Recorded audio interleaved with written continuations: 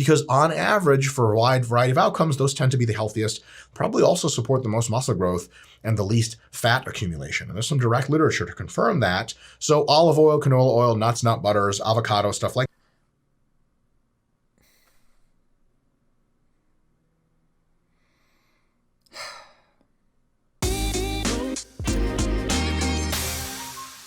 What's going on, everybody? Schuyler Diehm here, men's weight loss and fitness coach, and today we are going to be diving into a brief portion of a recent video from Dr. Mike Israetel.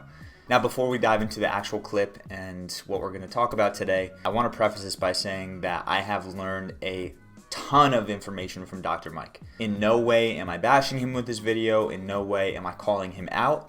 I just wanted to bring attention to something that he said in one of his videos and honestly bring light to how this is impacting people around the world. You know, out of all the videos I've watched, Dr. Mike has always been spot on. He's had incredible information, and he just got one thing wrong, which happens, right? I've said things that I thought were true and then turned out not to be in the past. So I get it. But with that being said, let's dive into what he was talking about. those tend to be the healthiest. So olive oil, canola oil, nuts, nut butters, avocado, stuff like that. All right, so I saw this clip that you just watched from Dr. Mike, and I was a little blown away because I have always been on the page that canola oil is one of the most unhealthy oils for you. And so I saw this, and my first instinct was to scroll down into the comments of the video, and lo and behold, one of the first comments was left by a guy named Clay Butler. Clay said, "Canola oil is junk. Never eat seed oils. No need to go for low-fat dairy either. It's well established that whole-fat dairy is best for health, and saturated fat is a healthy fat.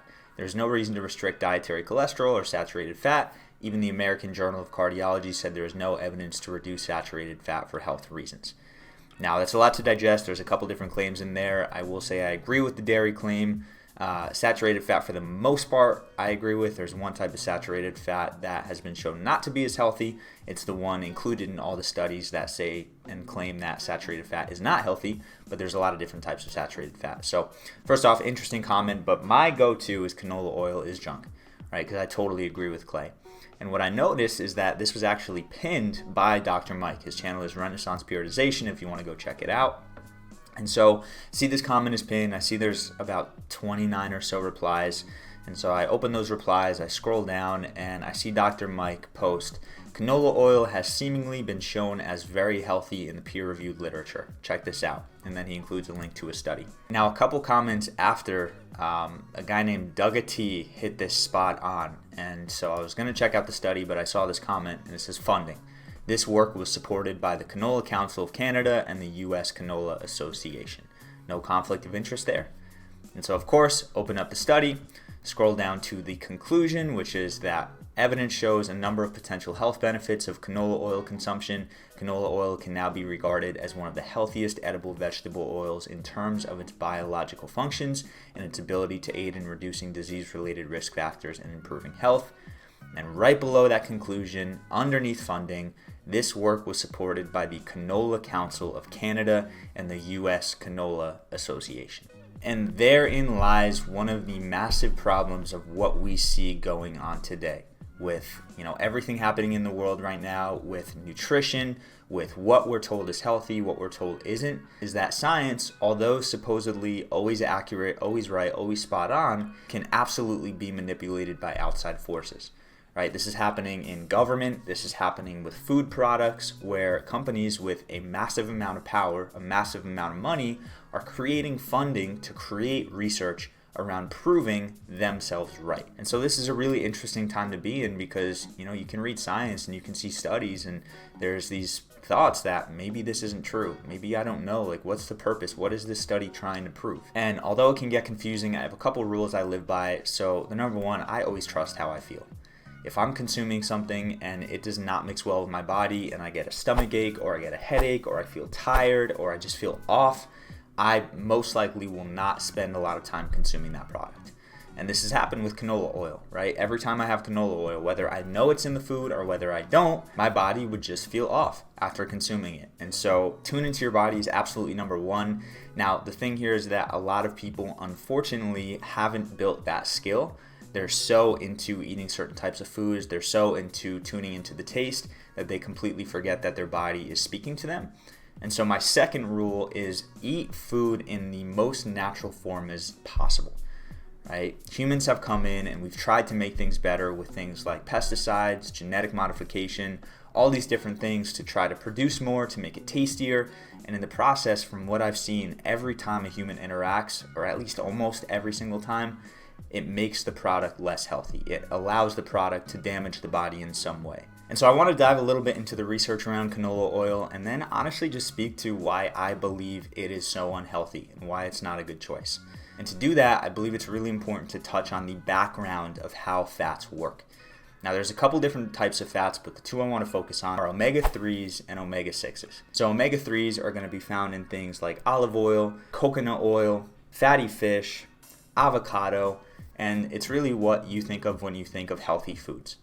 Now, omega-6s are going to be in things like seeds, pumpkin seeds. They're going to be in things like vegetable oils, canola oil, grapeseed oil, all these other oils. And while you may look at that list and say, omega-3 is obviously healthy, so I should have that, and omega-6 is obviously unhealthy, so I should cut all those out, there is a little caveat here.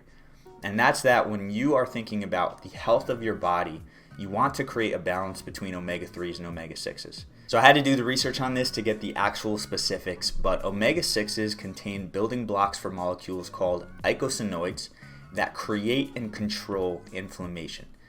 Now, if you've probably heard inflammation, you think ultimately that's a bad thing, but our body does require some level of inflammation. If we didn't have inflammation, our immune system wouldn't work as well, our muscles wouldn't be able to recover after breaking them down, and if we got something like a cut, our body wouldn't be able to create the inflammation to heal, to create a scab and then to cover with creating new skin.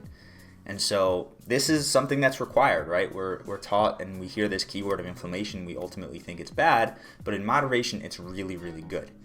And so that's omega-6s. Omega-3s are building blocks for eicosanoids with anti-inflammatory actions to control the inflammatory response.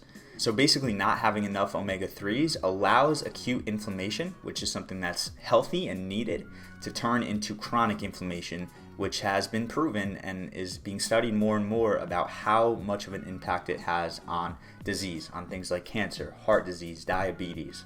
And so if you're getting a diet with high omega-6s, which is the majority of America, and you're not having enough omega-3s and you're not regulating the omega-6s, your body's in a pretty tough position. And so that's the first thing, right? Canola oil in itself, in its purest form, may not be the unhealthiest thing, but if you're getting an excess of omega-6s and not enough omega-3s, you are putting your body in a position to create inflammation, which can cause obesity and all the diseases that I touched on. Now, with that being said, I want you to know I said canola oil in its purest form, in its most natural form, because the truth is, unfortunately, in our modern society today, canola oil has become highly, highly processed. The majority of canola oil, unless it's organic, is coming from a source that has been genetically modified, which basically allows companies to spray as much pesticides as they want. Right? Now there's a specific pesticide I'm referring to that is called glyphosate. It's one of the most widely used pesticides in the industrial complex, and it has been proven to cause things like cancer, neurological disorders, hormone function, and a lot more. And it's really, really nasty for you. I saw something the other day about this woman who lived half her life thinking that she was gluten intolerant, that she had celiac disease, and when she went to another country where glyphosate is banned, she was consuming the wheat and she was absolutely fine because the wheat didn't include this pesticide. And so we got to understand here, like, even though papers are coming out saying that canola oil may be healthy, when we look at the funding, that's going to be a red flag, but also understanding that this canola oil maybe by itself may not be an issue, but if not regulated with other healthy fats, and also if having it in its conventional form, highly sprayed with pesticides, genetically modified, then you're pretty much in a danger area. Right? Like in a pure form, it may be okay, but most of the canola oil that the average human being is consuming today is not good for the body. So there's a lot of information there. I think one of the most important things I want to get across with this video is that canola oil should not be considered a healthy fat. It should be something that should be avoided for most of the time. And again, if you tune back into those natural oils, the coconut oils, the olive oils, you're going to be in a much better position than if you just consume vegetable oils all day.